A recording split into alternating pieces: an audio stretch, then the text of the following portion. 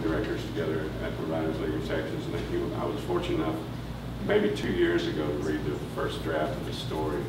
And when I started this magazine, it was one of the first stories I tried to get, and it took me quite a while to talk him into it. But he's going to read from it now. It's my personal choice in short fiction, although it's not short enough that he can read the whole thing. Marc Hess is going to read from his piece in here.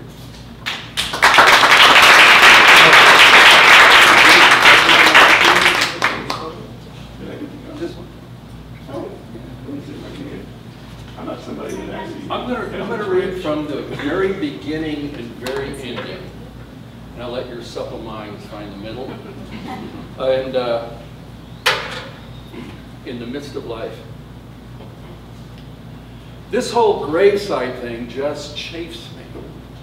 Had I had the better fortune to be born in the next generation, we'd be done with this barbaric ritual, and these acres of idle tombs could be used to house the living.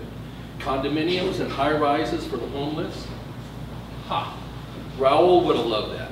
Had we stayed friends, I could have brought this idea to him. He could have made a campaign out of it, and in his inevitable political style, he would have gone and screwed it up. Instead, we're now going to put him under one of these archaic markers and making what's left of him part of the problem. And what am I doing here with these long-faced pretenders unfolding themselves from parked cars, popping up their black umbrellas, and tromping off across this soggy headstone patch so they can be done with their calling? I, too, have to walk across this wet lawn, ruining forever my only pair of black peep-toed pumps. And to be honest, I never really liked the guy.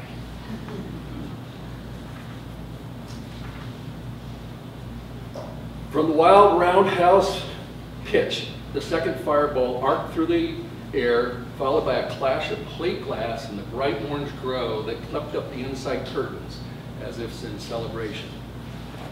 Raoul sashayed his way back to me, grinning ear to ear, silhouetted by the flaming window. He put his hand on my arm. We just strolled away as if it was just a date. And at that exact same moment that we torched the townhouse, 3 other members of our cadre ignited a pipe bomb at the garage door of a little-known police office just 2 blocks away. 1 garage door, 1 trash can, and 1 burnt-up window curtain. Our mighty blow for the oppressed of the world.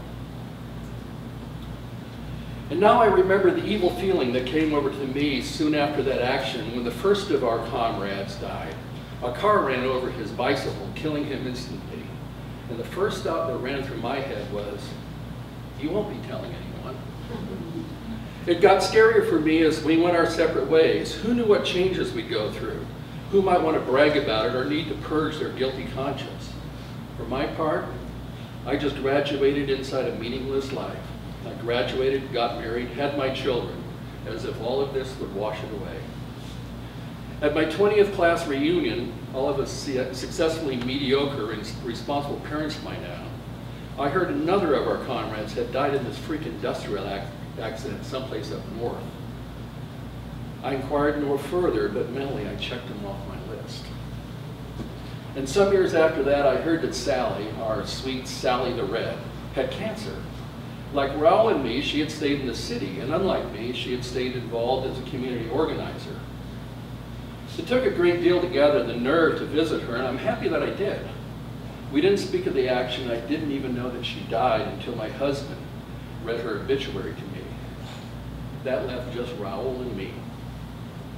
Until last Tuesday, that was, when he made his final speech, and certainly his most memorable, 47 years after our little date.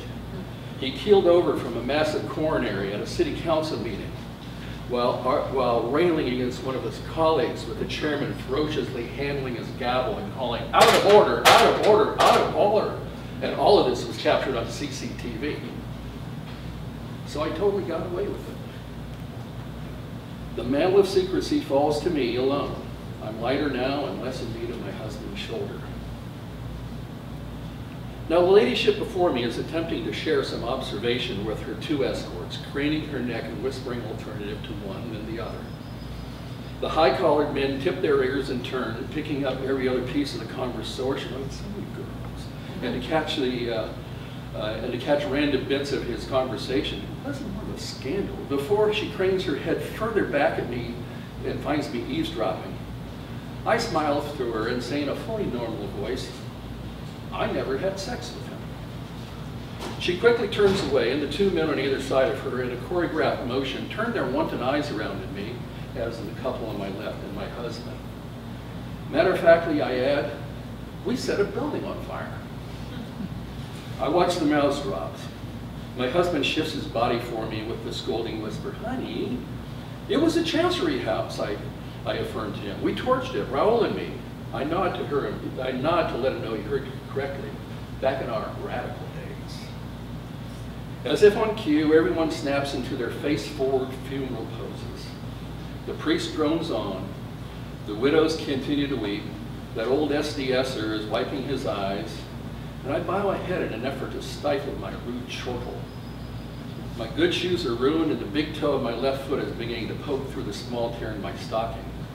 I press my toes to push it through. This too is amusing to me. Then slowly, almost mischievously, I use my right foot to free the entire left foot of my ruined black peep-toed pump. I quietly remove that one, kick it aside, and stand flat on the damp glass, wiggling my toes in the slosh. I am much more comfortable now. And finally the homily is ended with the priest's final words. In the midst of life, we are all in death.